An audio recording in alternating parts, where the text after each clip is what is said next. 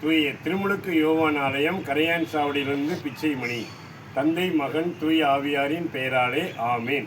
இன்றைய இறைவசனங்கள் பேதுரு எழுதிய இரண்டாம் திருமுகத்திலிருந்து வாசகம், பிரிவு 1, இறை சொற்றொடர்கள் 4 முதல் 8 முடிய.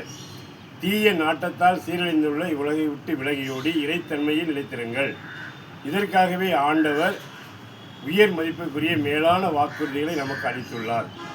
ஆகையால் நீங்கள் உங்கள் நம்பிக்கையோடு நற்பண்பும், நற்பண்போடு அறிவும், அறிவோடு தன்னடக்கமும், தன்னடக்கத்தோடு மன உறுதியும், மன உறுதியோடு இறைப்பற்றும், இறைப்பற்றோடு சகோதர நேயமும், சகோதர நேயத்தோடு அன்பும் கொண்டு விளங்க முழு ஆர்வத்தோடு முயற்சி செய்யுங்கள். இப்பண்புகள் உங்களில் நிலைத்திருக்குமாயின் ஆண்டவரை அறிந்துள்ள நீங்கள் சோம்பேறிகளாகவும் பயனற்றவர்களாகவும் இருக்க முடியாது. ஆமேன். இயேசுக்கே புகழ், இயேசுக்கே நன்றி, மரியே வாழ்க.